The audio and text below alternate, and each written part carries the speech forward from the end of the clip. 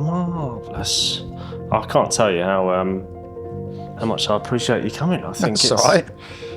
I think it's quite a cool thing. It's funny because I've often thought that I've listened to various podcasts, and I've often and it's always celebrities, and you kind of think I'm a bit over celebrities, and I quite like to, like, you talk to most people long enough, you'll find something interesting about their psyche, and I think most people have got something interesting to offer. I've met some people who haven't. But I think most people, if you talk long enough, you'll find something. What is it about those people who perhaps aren't as interesting that why do you struggle? Why is it a struggle? Why do I struggle with well, not necessarily you, but why is it a struggle for them to be interesting? To me? Yeah. Passion or lack of. I think I latch onto passion, and I think a lot of people latch onto passion. With passion comes confidence. I think you could get the most meek, timid, introverted, shy mouse, but get them onto a topic that they feel passionately about. Most people have got something, they come alive. Yeah. What's your passion? Well, my instinct would be to say music, but I think it's more than that, because obviously I'm a musician. More than music, I'd say it's connection. And music is the tool that I've been using my whole life to try and get that. And that could come through anything I'm watching or experiencing, film. So I'm getting embarrassed. I don't know why, just the nature of the thing. I get excited, I get woken up when I feel like something in me is connecting with something that somebody else is portraying or getting out. When somebody manages to get their insides out and it connects with something in me that I feel internally, I wake up, I light up like a Christmas tree. And how do you express that? How do I express that? Depends if I'm on the receiving end or if I'm the one that's expressing. If somebody's expressing something. Normally a little tear in my eye. It doesn't have to be about something sad. It could be something joyful. And my response, it just happens on a guttural level. And I don't cry very often, but I feel it. I feel it around the tear ducts. Because I think that's what it is to be alive, isn't it? If you connect with somebody, it confirms and affirms that you are alive and you're a part of this world, the universe, the cosmos. Yeah. Why did you come? Why did I come here? It was a timely... This was a timely experiment because I have rejected an awful lot of career opportunities recently in favour of things that make me personally feel more fulfilled. Part of that is being around my family. I've got 2 young kids, and the nature of my work being a musician, the kind of tours that I'm being offered now, quite big stuff, and it seems like the bigger the artist, the longer you're away. And I just thought, this is everything I should want. This is everything I should be aiming for.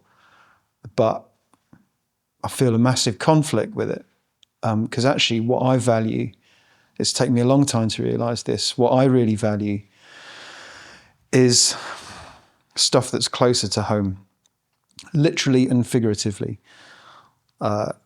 Closer to home, which is my wife and my kids, and internally being creative in my studio, making music, trying to get out what's in there.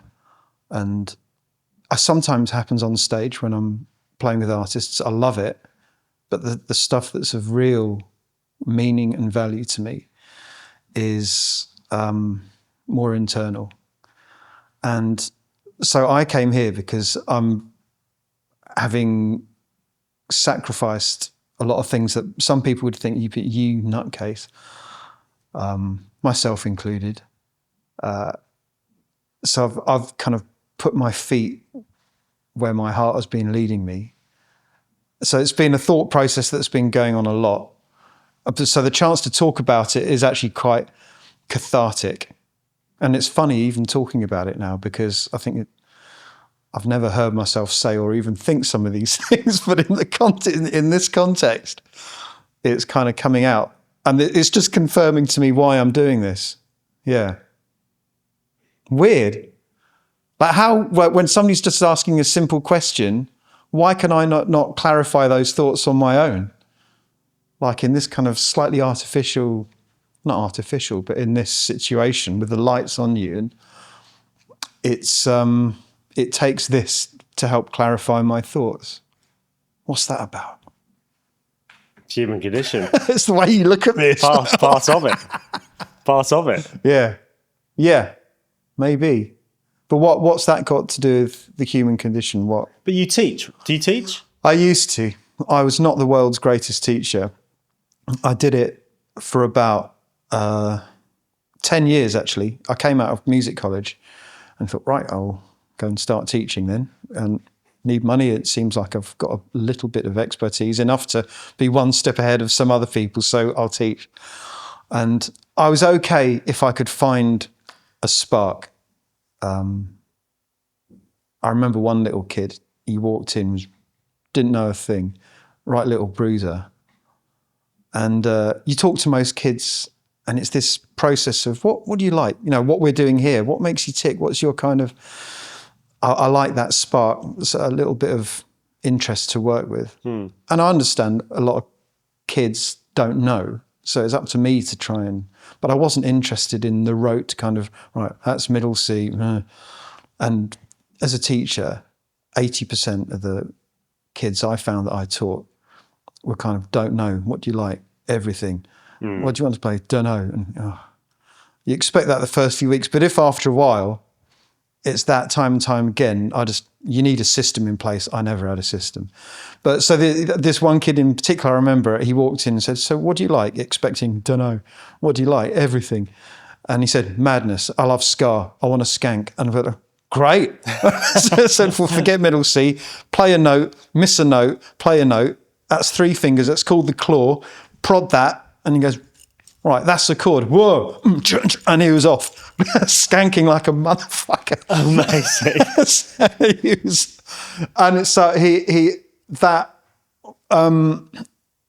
That's what I call passion. He knew, he just loved it. He couldn't wait. And anything I threw him, he devoured it. And he was, what's that? I said, well, play that black note. He said, that's minor. Whoa! And he was off on, and he said, well, if you do boom, boom, boom, boom, said that's what those ska guys do. And he said, whoa! And he was, and then soon he was on to chromatic scales and all that stuff. But that's a good example. I found, well, I didn't find it was just there. Some other kids, it took a little bit of unearthing. But I stopped teaching because I was starting to get an 80, 90% no-show rate, which at the time during my job was great, because if they didn't show up, you're meant to go and find them, but I didn't. I sat there practicing, trying to learn solos, but not on, really. So it wasn't for me. It frustrated me unbelievably. Well, I think the reason I ask about the teaching is... Yeah. You know, when you're having a conversation like this, you are trying to teach the other person about what it's like to be you. And so when you're, so when you're saying earlier, why is this affirming things in my head? Why do I have to affirm things in my head by saying it to somebody? Oh, I see. Yeah. Yeah, that's interesting. Because I guess I'm explaining myself in a way. I don't know what I think about that. I'm teaching what? I don't see myself as teaching now, No. but I'm teaching my perspective, I guess. Mm. Yeah. But it's funny how, like, say, like, if you can teach something, then you really know it. Yes, my nephew, I was talking to him once, and I am interested, but uninformed about quantum mechanics and time and space. And I started so I'd read a few things, and I started talking to him because he understands it much better than I. And I was full of enthusiasm, but with no knowledge. And he just stood there quickly nodding, and went, And he said, you only really understand something fully if you can explain it simply. I always remembered that. It kind of put me in my place, but he was right. Yeah. Getting it down to its root. Getting it down to its root. If you can explain things in simple terms, then you really understand it. And I guess the more you talk about something, the more you can get down to the nub of what it's about. So what do you wish people understood about you? Oh, that's a question. What do I wish people understood about me?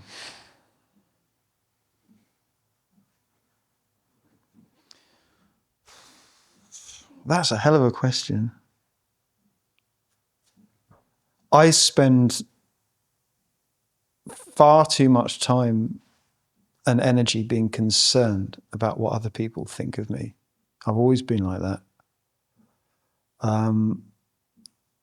It's kind of complicated up there. It's all snakes, and I think I can probably come across as standoffish or aloof sometimes, or above it all, or a bit of a snob, or just particularly I can go shy, and I can retreat and probably put out hostile vibes. And when I get nervous socially, I get very anxious socially. And I think when I do that, I wish people understood like what was going on up there, that there's a storm raging up there. And I think the nature of the kind of raging storm that happens up there isolates me socially sometimes, which is tricky because we're social beings. Naturally, we want to be social. We don't want to be alone. We want to connect. But when things get too tempestuous up there, I retreat into the shadows, or if I feel threatened around big characters, and I kind of retreat into the shadows. I guess it's the nature of being. There's definitely quite a big part of me that's an introvert, and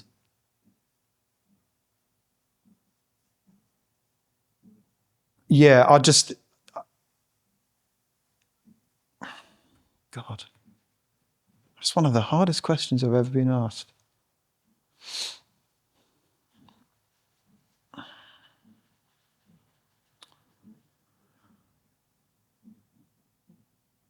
I think, yeah, when I retreat, I wish people knew that it wasn't about them or anything they might have felt that I think they've done wrong. But it's just about me trying to manage the storm in my head. And I think that's where I go to. Because I struggle to manage it socially. But if I go into making music, that's where I work it out. And maybe people do understand that anyway, and it's just me worrying that they don't. I think, oh yeah, Tim, well, he's a space cadet and I am a space cadet. But the music's where I go to kind of work that stuff out. And the further I get away from being able to do that, the more frustrated I get. So when people are trying to book me for stuff and I'm going, oh, I don't know, or delaying with the diary or delaying with commitments or stuff like that, is because I'm feeling that conflict of internally is where I go to work my stuff out. And if I feel like my energy is being pulled elsewhere, it's not because I don't like the places where I'm being asked to go. It's just because it pulls me away from where I can settle stuff. And it's hard work, and it takes a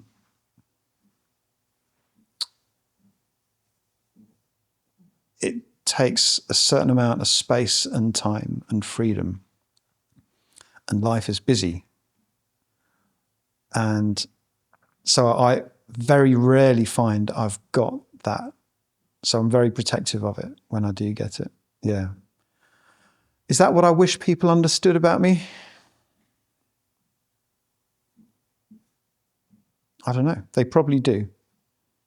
People are, yeah. Depends who you think about, doesn't it? Sorry? It depends who you're thinking about, who's in your mind. You know, you've got all the people in your circle, in your world, and different things apply to different people. Yeah, I think that's it. So it's not, but it's not about them, as you said.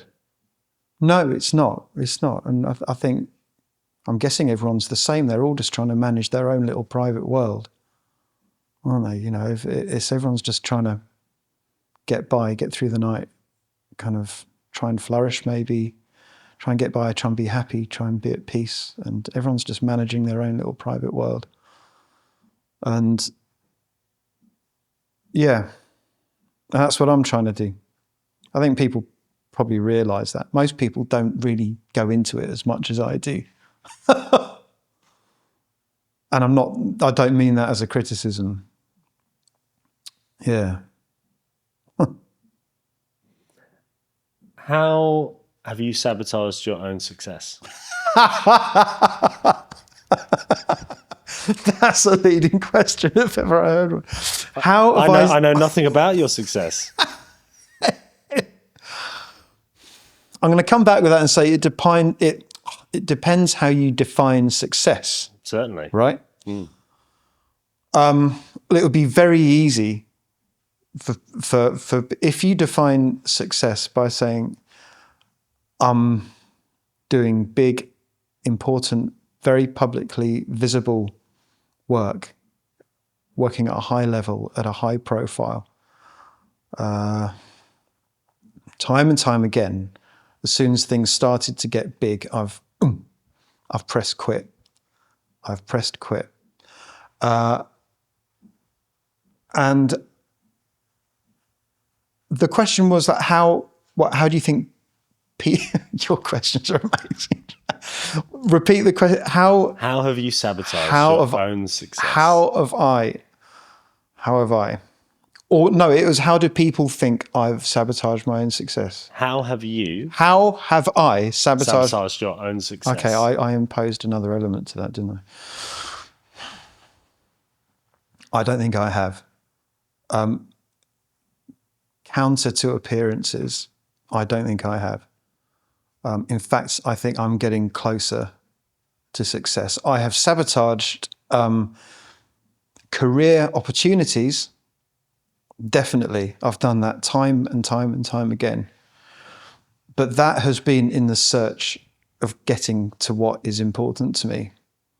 I've constantly rejected various things. So I get offered to be the main call for various artists, various bands, always touring work. I've been offered to be assistants for kind of prolific composers, and I've walked away when. So time and time again, I've stepped away from stuff. People thinking, "What are you doing?" A lot, and at the times I think, "Why are you doing this? Why do you keep sabotaging it? Why do you kind of?" But the place I come to realize is that I'm sabotaging certain career opportunities. I'm not sabotaging my own personal goals of where I'm trying to get to. And I'm getting slowly more successful at that. And yeah, so I'd say I haven't. I've sabotaged things that would take me away from what I feel is important. And at the time, it just feels like an impulsive, slightly self-destructive thing. It does in the moment. But every now and then I get a glimmer and I think, that's the thing. That's the thing. If it's just sitting on the platform in the treehouse I made with my daughters, that's the thing. If I have a little moment where I manage to reach whatever it is I'm trying to get out in terms of making music, I think that's the thing. And I sabotage things which pull my energy too much. So yeah, I sabotage career opportunities, but when it works, I'm actually enabling not enabling, I'm trying, not always succeeding, often not succeeding, to put energy into what I value. Yeah. What I really value.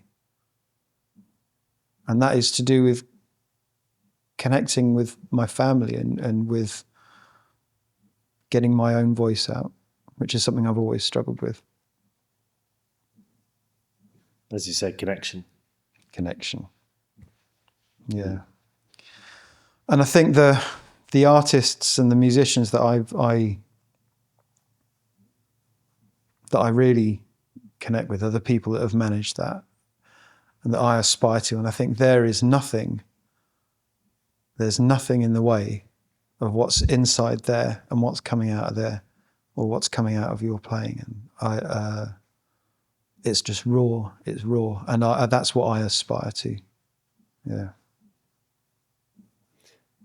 So what obstacles get in the way of you achieving those goals? So much. So much.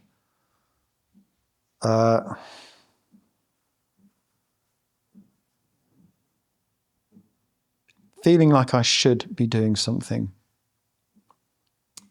Or if somebody wants something from me, I easily become a slave to that. Because that in itself feels nice, doesn't it? I said, oh, we love you playing, we love you doing this. That feels nice. And so pleasing other people and being paid for it, which in can be a bit of a funny thing, can't it? We all need to work, we all need to be paid. But I think there's been times where I've equated being paid for something, for being valued for something. And it can cross over, but often it doesn't. You're just trying to, it's being paid is just means that somebody's getting a job done. You know, it doesn't necessarily have inherent value or meaning for myself. So I think we all have to, any creative pursuits at some point, if you want to make a living, you have to earn a living. Once you're able to commodify your art or what you do, it feels nice to do it. And yeah, so I think it's very easy to become a slave to that. Yeah. That's one of the things. Was that the question? I keep forgetting the questions. I just go down these rabbit holes. That's right. That's the point. Yeah. The rabbit holes is where we want to go. Yeah. So the sabotaging sounds like the sabotaging is in essence a sort of a call to bring you back to those goals. Yeah. But I think it is. It's like the kind of. You don't have to call it sabotaging. You can call it sacrifice.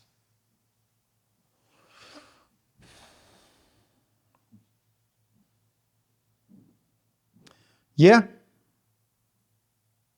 What's the difference? Unconscious versus conscious, maybe? Yeah, it's kind of like, I was talking about this with someone the other day, like the busyness of life and the busyness of bookings and work and just fielding everything that's coming in. It can feel a bit like a train powering down some tracks. It's, oh my God, especially when you're at the age I am, you think, oh my God, I blinked and it was 2 years ago. And I think this voice that comes up and the conflict and the angst I feel in my gut when the diary's getting too full, it sounds like the screech of the brakes on a train, or on a tube. It goes, it's like this that comes out, and I just get this knot in my stomach. And I think that's the call. That's the call from right in the center saying, what about this? What about this? What are you after? What are you after is this. And it is, it's a screech. And I feel it a lot. Get caught up in the busyness, get caught up in the bookings, get caught up in the, and you could say sacrifice, but it feels more like sabotage. That's sabotaging. Well, maybe sabotage is more in the view of other people, actually, who don't get, why is he doing this? Why is he saying no? Why is he, you madman? Like, yeah.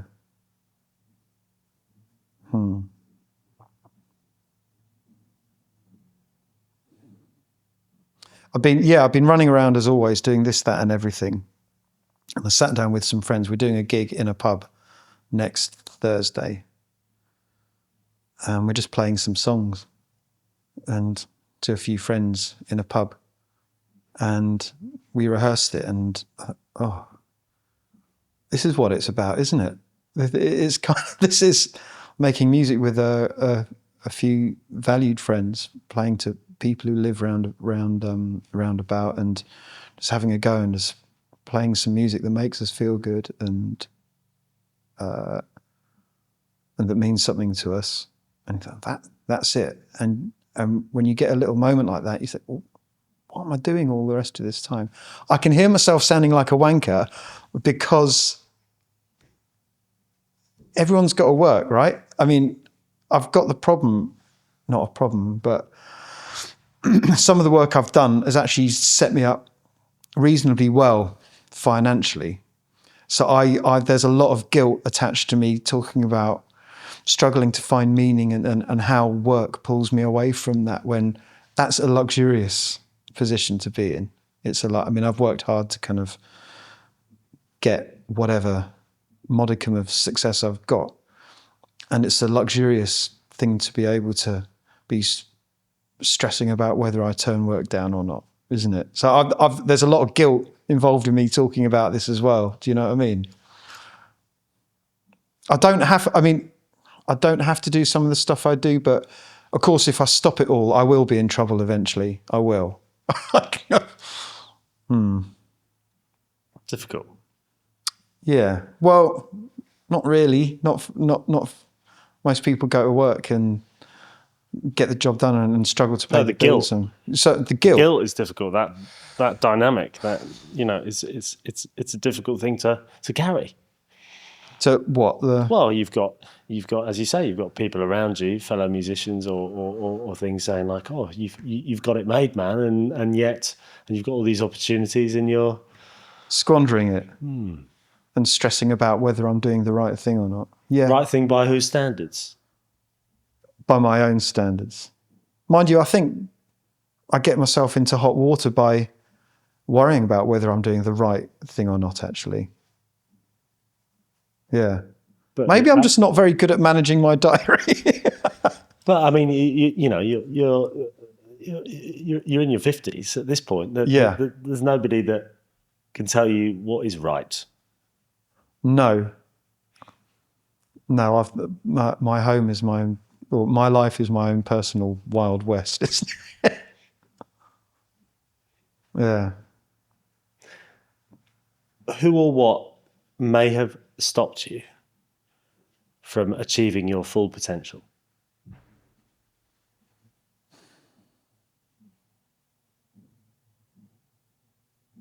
There's people I get cross with, but it's mainly myself.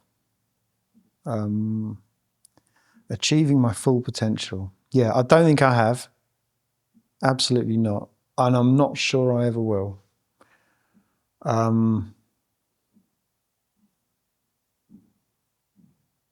Who or what?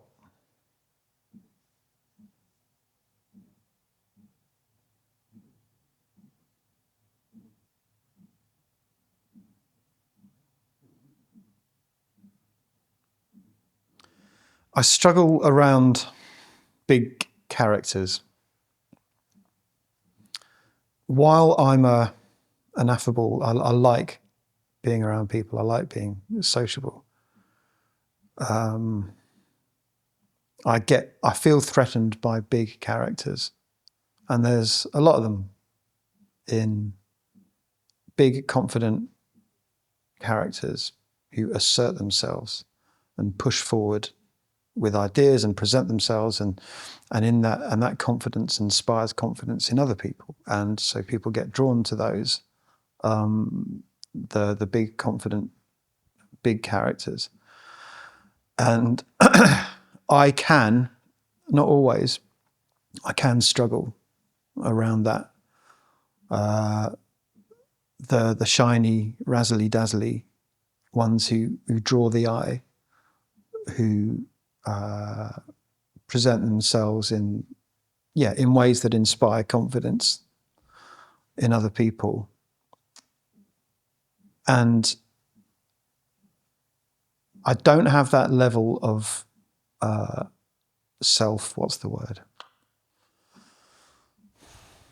self-assuredness.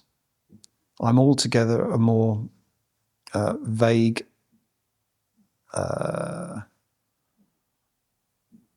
insecure person. But I do feel like there's good stuff to be mined, but the stars kind of need to align for that to come out. And I think that's why my familiar safe space is my own private, isolated space. And so what happens in places where there's big, confident character, it's different if I know them well. And if I've known them for a really long time, if I get to know people over a really long period of time, then I can start to be more sure of myself, feel myself more, be less worried. But if you're talking about kind of, or actually no, that's not quite true. I go in strong. In a new situation, I will go in strong and be, woo, here I am, and da da da da, and I'll be doing jokes, and I'll be doing this and that, and I'll be the caricature of myself almost. But if people are kind of or unsure, which is totally normal, and I'm not everyone's cup of tea. People like that, I'm very sensitive to it. Or if bigger characters appear that are just have that confidence and that self-assuredness, and be that in the way that they talk, or be that in the way that they present ideas to other people and get things going and inspire confidence, then I shrink back, I retreat into myself. Then I start resenting myself, and I start resenting other people, and that's not a nice place to be. And so I think there's been a fair amount of that. And I think it's why I tell myself that where I'm most comfortable is on my own. There's something quite sad about that. But I love it when I'm in a situation where I feel that I can flourish. But it is rare. It is, and it takes a very certain set of circumstances, situations. It's like the stars aligning, And I was reading somewhere that that's actually it's not just me. That is a kind of, I'm not on my own there, weirdly, although that's kind of a personality type. It got suggested to me by my therapist that I might be neurodiverse. Now, when I told my friends, they fell about laughing and said, "Of course you're bloody neurodiverse." And I said, "Loads of us are." And it was like, "Yeah, okay, fair enough." But I was thinking, "What? I'm not ADHD. I'm not. There's various types of things." But I looked through certain categories, and there's this thing called HSP, highly sensitive person, and that's a defining characteristic. And everything I read about this thing, I thought, "Oh, right, yeah, I'm that." that in spades. So I feel like I do have stuff to offer, potential, which I don't get to. I often don't get to because I can. It doesn't take much for me to shrink back. It really doesn't take much at all. But you know, I wouldn't change it. Weirdly, I kind of like being sensitive because it makes me super responsive. And I like being super responsive. It means I experience things intensely. I don't think it reads on my face to people I'm with. It's all in there. It's and I see it in my eldest daughter.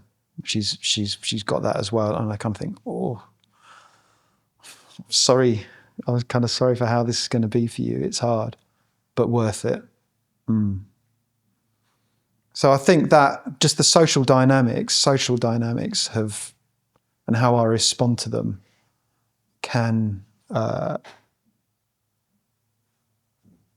stop me achieving my potential. It's kind of, it's the, it happened recently on a tour bus, actually. There's many reasons why I called my new project The Silent Room.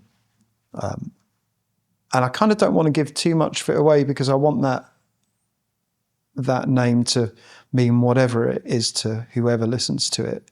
It's kind of like an empty theatre, isn't it? And it's where you can place your thoughts and your feelings. And I like that about it. But there's a very particular recurring dream I had. And it sounds stupid, but it was so powerful. And I was sat in a pub. It's a dream I had. And it was so powerful. And we were sitting around with a bunch of people. We all had our drinks. And everyone was chatting. And one by one, people just ran out of things to say. And sat there, and it started to become a bit awkward. And it got quieter and quieter. And then you start thinking, I've got to say something. I've got to contribute here. But the more that things quietened down and the more the tension built, the more I panicked and the less I could find to say, until all that was left was silence. Silence, right? Not a good silence. There's good silence and there's bad. This was bad. And this circle of people that was just ended up sitting silent, and everyone just kind of froze, catatonic, just kind of like this. Nobody could even take a drink because it would break the tension and draw attention to yourself. And it became this terrifying experience of just people sitting in a circle, not talking. And it became so oppressive, and it's almost like people turned to stone and they petrified. We didn't literally petrify, but they were petrified inside. And the only thing left to do then was for the landlord to turn off the lights in the pub, leave the pub and lock up, leaving the rest of us sat there frozen. And so there's elements of, that's a very private story, but that is definitely a part of why I called it The Silent Room, because it's a terror of mine, but also it's the place I go to express what I can, try and get it out. That's where I work it out. Wow. And we've all experienced that moment. Maybe not as extreme as that, but we've all experienced that. Oh, we're running out of things to say here. You know, Yeah. It's like, what we're going to say next, blah, blah, blah. Thank God it's not happening right now, eh? Otherwise, no. But what happens in me internally in that situation is that you kind of go in on yourself and you think, what am I? And like what I have, you know, in those moments you can think I have no worth, and you say I've got nothing to contribute, and it's a mortally terrifying place for me to be. And so if I'm in a social, some social situations can, if they echo that, then it's bad news. It's bad news for me, you know. How did the other people around the table feel? I don't know, but I certainly project a lot of what I think they're feeling, and there's probably nothing like what I'm thinking. They're probably thinking, "Oh, he's a bit quiet. Right, do you want a coffee?" You know, and But that didn't happen, did it? Everybody was What? sat there. Everybody was sat there in silence, so nobody did ask if. You I wanted see. coffee. Yeah. Well, in the dream, yeah. Yeah, no, nobody said anything, you know, and it was, I don't know what was going on in there. I think I projected that they're thinking, he's making this happen, this awful situation. Yeah. Insightful. Sorry? Insightful for you. Yeah. Yeah. Yeah, that's some of the snakes that are rattling around up there. Yeah, we're full circle. That's where you started with the whirlwind and the snakes in your The head. tempest. Yeah. I went on a retreat in pursuit of silence. Lucy gave me this amazing present for my 50th. Your partner. My partner. Of a retreat on an island in an archipelago in the Arctic Circle, which I went to a couple of years ago. And it's a musician formed this place, architecturally amazing. It's called the Arctic Hideaway, and near Buda in Norway. And you go out on a boat for an hour, and you're in the Arctic Circle, just inside it. And it's this set of, it's a little island no bigger than a mile square, and a set of architecturally dramatic cabins. You have your own personal one with a bunk and a long kind of widescreen window just looking out on the sea. And then you gather, you communally meet, and you take it in turns to cook. And you meet and for lunch and dinner. Otherwise, you're on your own. And you walk and you sit and you think, and there's not much else to do. I can't remember, why did I start telling you about this? Oh yeah, the snakes, man. So I was on there, and it was a really interesting trajectory, because I started off and I was at my worst kind of, I'm nowhere near where, just knowing that I was completely lost, completely far away from not getting to anything creative, swept away by our second child. It was difficult in terms, she had colic and I don't know if you've experienced that, and reflux. And so my entire experience of my youngest daughter was screaming for about 6 months. And I was flat out working for a composer during the day, just slaving myself to this composer, and really hard work, and coming in, and then really hard work with my youngest daughter, who was just, I got her at the screaming time of day. So I had 6 months of screaming, and it's like, and I just got completely lost, and so I was in a really bad way. I thought, what am I doing? Where am I going? What's totally out in the wilderness. So my wife could see what I needed, and so she gifted me this thing. So I went, and it was a really interesting process. And the things I got fixated on at the time, I remember seeing, just walking around onto the jetty and where the boats come in, just looking at the seaweed moving around the posts of the jetty as it met the sea, and just looking at this sludge and this stuff moving around. And I got fixated on it for some reason. I filmed it in the slowest motion I could get, and I just watched it. And I thought, why am I getting fixated on seaweed and the motion of it? Looking back, I realised what it was is just stuff just started to move, like internally. I just giving myself that time and space. Stuff was just starting to move around. It's like a sludge. You know, there's a sediment that's kind of at the surface, and I thought, is this starting to? So that's why I got drawn to that thing, and I went through this. I went completely mad for a while, and I just felt like I was going to almost completely lose the plot. And then I went to they had a sauna, a wood-fired sauna at the end of the jetty. And I went in there and I jumped into the Arctic, and I gradually got more brave with it. And I ended up just swimming in October in the Arctic for about a minute, and then going into the sauna. And then I came out, and it's almost like I've been born again, and I came up with a few creative things there, but nothing amazing, nothing revelatory, but there was something stirring, and creating that time and space to go there. I mean, that's why I was talking about the snakes, I think, because when I said snakes, I started thinking about addressing this stale kind of sludge that was inside me, and just the unbelievable levels of frustration. And I thought, how am I going to get through this? How am I going to get to the thing that's important? And it was, I don't know why I started talking about sludge, but it was just how do you begin that process of getting to what's important? And that was the seaweed. That was the first point. This is about bringing some of the sludge up, though, isn't it? Bringing the sludge up. Yeah, you got to go through the sludge. You got to. Well, I had to. You had to. And it's interesting, like what happened in the 2 years following that. I started making decisions I perhaps wouldn't have.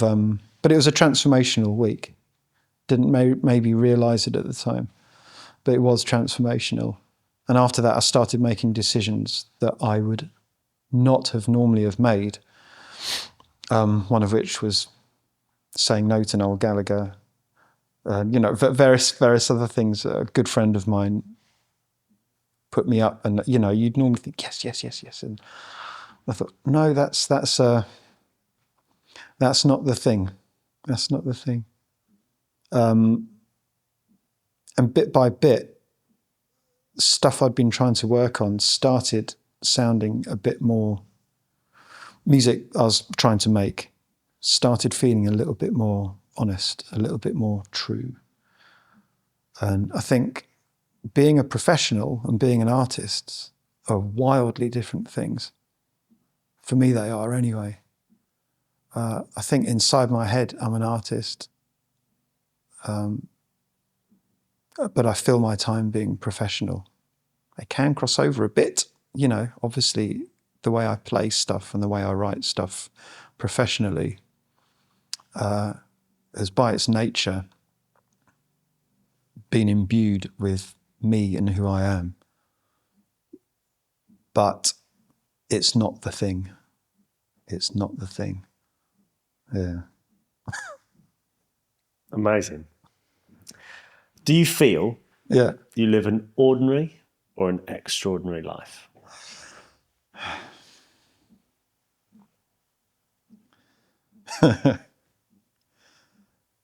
For all the mundane stuff I fill my time with, I feel I lead an extraordinary life, because I'm not gallivanting down ski slopes, laughing my head off, or riding camels across the desert, or designing genetic codes that change the world. I'm not doing any of those things. I'm not. I go to the supermarket and I buy crisps, and I kind of trip up most days, and but I think it's extraordinary because of I've come to accept that the angle I have on things is fairly extraordinary. The way I see stuff, I've come to realise, is not really how a lot of people see things. And I think the way I perceive and experience the world is probably quite weird. Not weird, I hate that word. I think is quite extreme in some ways. My experience of the world is extraordinary, I guess. Yeah. But yeah, and that could be down to a piece of cheese that makes me cry, or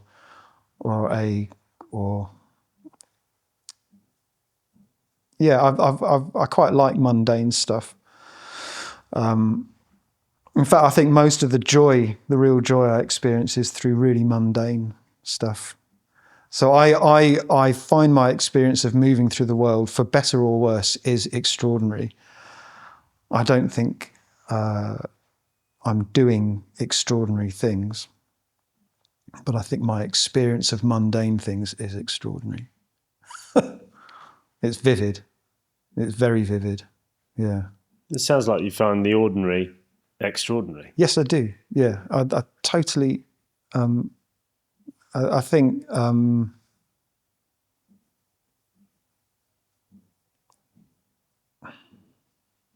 was listening to Peter Gabriel's new album, I.O., and the title track I.O. has got stuff going out, stuff going in. It's another take on the kind of the George Harrison's within you, without you. And I do think just going about your daily life is fascinating. Why do I wear green shoes? Why, I don't know. Just if you could see, I don't know, it'd be quite fun for somebody to see the world through my eyes. I'm not like a total synesthete. Like, is it Lordy? I never know how to say her name. Lord, yeah. Lord. Like, but they call it, I think I experience elements of that. They call it cross-modal abstraction, where, you represent the colour of a tree with a word in your head. Language in itself is synesthesia, isn't it? And feeling music as an experience in your belly, or tasting food as a joyful thing, or I don't know. I've always enjoyed the world around me, or not always enjoyed, but I've experienced everything vividly. So I think that as a way of just going through life is quite full on, but I wouldn't change it. Yeah. Is that all right? I think so. Yeah, I think I just talked a whole load of bollocks, but it's been really interesting. Yeah. How do you feel now? Like a nutcase. I feel like a nutcase. Yeah. It's been really interesting. I think when I'm left to talk, it's kind of like, I've never been, like, as a musician, I've never been a virtuoso soloist, like improvising soloist, jazz or anything like that. I kind of start off and think, oh, doodly-do, I'll play this tune, and then go, oh, and kind of something sets in. And so being left to kind of wander verbally is like a kind of a bonkers improvisation. Like, so for better or worse, I've let the worms come out, and Did you hold back? No. I think I felt like I was struggling a bit to paddling. My feet were doing that under the water, But that is what it's like up there. So I guess it's a true representation. Yeah. It's been really interesting. Yeah. Good. Yeah. Well, I mean, if there is one person out there that listens to what you say, and goes, "That's it, that's it. Thank you so much for putting your finger on that." Yeah. Because I've been struggling with this for years. God, I don't know. I mean, I'd be surprised if, like, saying any of this stuff, which is just this stream of consciousness, is of any help to anyone. It'd be great if it is, but I feel like all I've done is just display the chaos that's up there. I think part of what this is about for me is that, as you said, everybody's got their own chaos going on, their own version of something. And I think what we're lacking is the ability to see past the the veil. Past the veil. Yeah. And go, are you all right? Is there something going on? What are you struggling with? And having those conversations so that we can avoid those silent rooms. Yeah. Where everybody's so anxious about being judged for having an opinion on or whatever, whatever it is that's seizing them up. And I think by doing this and by sharing more and by lifting veils up, that might happen. It's so funny you should say veils, but so can I go on? Is that Go. all right? Going back to this idea of the silent room, is it, because I think, go back to what were you saying just now about how people, just say it again. Like just so what, lifting up their veils so that so that we can see behind the curtain, people, because everybody's got their own worms, their own snakes, and that's all going on. And if everybody is bottled up enough that they're all sat round a table in a room, that they're so anxious about saying what they really think, or starting a conversation about X, Y, and Z, something they find interesting, taking that leap of faith that they're not going to be judged about whatever opinion that they might have. That's lovely. I mean, that's kind of what I was trying to, kind of what I realised I was after in making the record I made. And there is this idea of the silent room. It's this space. I started off saying that it's a kind of theatre into which you can put whatever you want and do your own play and put your own performance. So see if you can get that out, if you can lift the veil, and then ultimately you can see what's really behind it, then you can start connecting, or then I feel like I can start connecting. But I know... Or play the solo. Sorry? Or play the solo. Or play solo. Yeah, I'm not a solos guy, but yeah. But in making the thing, then yeah, I always think, like, another thing, you said veils, it made me think, there's a couple of tracks on the EP called These Spaces Between, and that's about that's the space. This is where I go to, this is the theatre for kind of where you can contemplate and try and articulate what's going on. In safety? In safety, yes. It's like creating a nest, like a bird, like feathering its nest, like trying to attract a mate. You can kind of, you can make this place a home where people can, where it's safe to bring your ideas, bring your thoughts. I don't know if you ever watched Twin Peaks. No, I didn't. There's a few scenes called the Red Room, and it's surrounded by curtains, by a veil, these heavy red curtains. But it's this dream space, this in between. It's not part of this world, it's not part of that world, but it was a dream space where anything's possible. And that's kind of the silent room as well. If you can get in there and articulate, then ultimately that, for me, is the starting point for making connections. Full circle. Full circle. Yeah, I like full circle. Amazing. Tim, it's been such a pleasure. It's been, really interesting. Yeah. Well, what's beautiful about this is that you can dip into it whenever you need to remember something. Yeah.